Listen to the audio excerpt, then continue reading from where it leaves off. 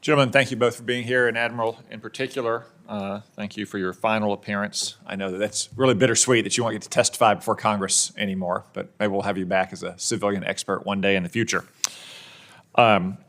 We've heard a few questions this morning about lessons that Xi Jinping might be taking from the war in Ukraine. I don't think we've heard yet about what's happening in the Middle East, and in particular, Admiral Aquilino. I'd like to know what lessons you think the Chinese may have learned from watching our largely defensive response to the Iranian-backed Houthi attacks on freedom of navigation and commerce in the Red Sea.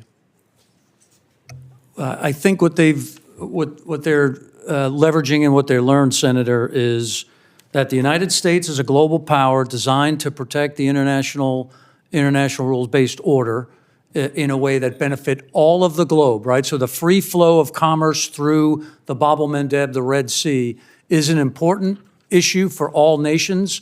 And the United States, as the enforcer and supporter of that, they've watched us deliver that effect. They have taken no action to do that, despite the fact that they have 3 ships there, and they have not contributed to the benefit of the global flow of commerce or what it means to all nations. That ought to be pretty telling to all of us. And they're perfectly comfortable with us doing it, at the same time trying to articulate the United States as an aggressor around the globe, right? It is the example of what's real versus what they're portraying in the information space that we talked about.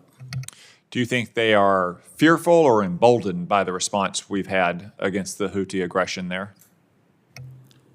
I think they're happy that we have had to take action, and they view it as any distraction for the United States is a benefit for the People's Republic of China. So that's how I think they're looking at it. Okay. Let's turn to Taiwan.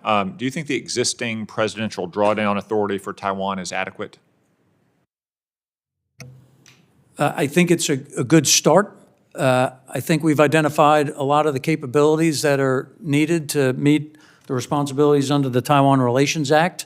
I know for a fact that the Secretary and the Deputy we have a process in place to review those and ensure that we're getting to the right capabilities at the right magnitude, and hopefully, again, my advocacy is for at the right speed. And I thank the Congress for including that in the supplemental. It's critically important. We've provided $1 billion in drawdown authority. So far, the administration has only used $345 million of that. Do you think they should use the full $1 billion?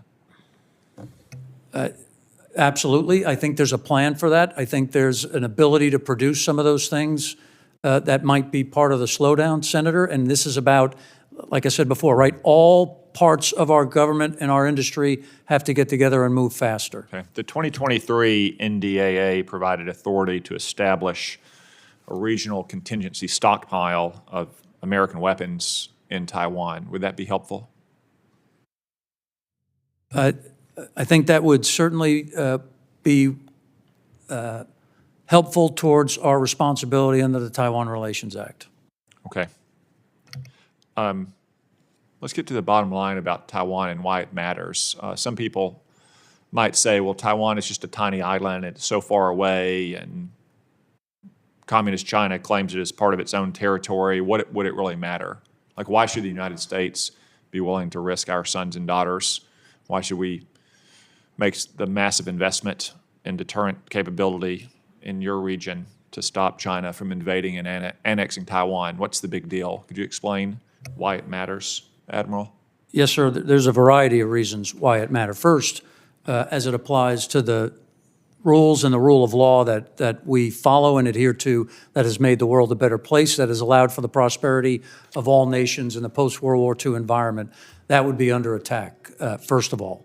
And that ties all the way to the illegal invasion of Ukraine, right? That's an assault on the rules-based order. So critically important.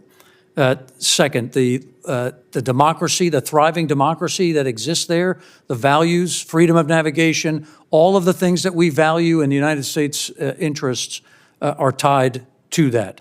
Third, the ability of the United States in the current way semiconductors are laid out is critically important for all industry and all the things that we have inside the United States. When you look at 90+% of high-end chips emit from Taiwan. So those are just three quick reasons on why it's important. Douglas MacArthur, in a famous memorandum at the outset of the Korean War, referred to Taiwan as an unsinkable aircraft carrier and submarine tender. Could you explain a little bit, too, why General MacArthur thought Taiwan was such critical terrain from a military standpoint? Well, certainly it's strategic in its location, fairly close to Japan, close to the Philippines, and in the place where 2/3 of the global economy transits in the vicinity of, as it applies to the global need for transport of goods and services.